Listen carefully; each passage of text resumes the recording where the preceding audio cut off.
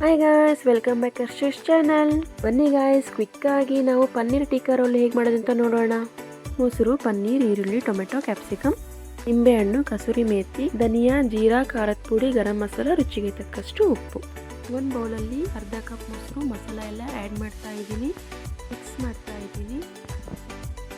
ಈ ಕನ್ಸಿಸ್ಟೆನ್ಸ್ ಬಂದಮೇಲೆ ನಾನೀಗ ಪನ್ನೀರ್ನ ಸ್ಲೈಸ್ ಮಾಡಿ ಹಾಕ್ತಾ ಇದ್ದೀನಿ. ಚೆನ್ನಾಗಿ ಮ್ಯಾರಿನೇಟ್ ಆಗೋಕ್ಕೆ ಬಿಡಬೇಕು.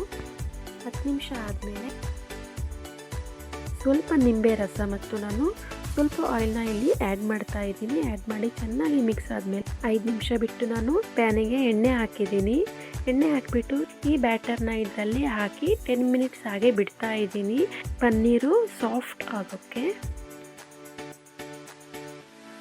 ನೋಡಿ ಎಷ್ಟು ಚೆನ್ನಾಗಿ ಎಣ್ಣೆ ಬಿಟ್ಕೊಂಡಿದೆ.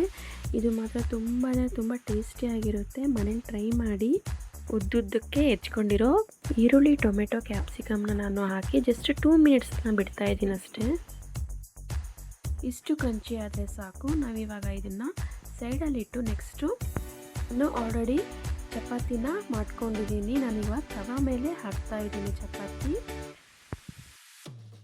ರೆಡಿಯಾಗಿದೆ. ನಾನಿವಾಗ ಮಾಡ್ಕೊಂಡಿರೋ ಬ್ಯಾಟರ್ನ ನಾನೀಗ ಚಪಾತಿ ಮೇಲೆ ಹಾಕ್ತಾ ಇದ್ದೀನಿ. ಸಾಸು ಆಪ್ಷನಬಲ್ಲು, ನೀವು ಹಾಕೋಬೋದು ಇಲ್ಲ ಸ್ಕಿಪ್ ಮಾಡ್ಬೋದು. ಹಾಕಿದ್ಮೇಲೆ ರೋಲ್ ಮಾಡಿದ್ರೆ ready to eat paneer tikka roll.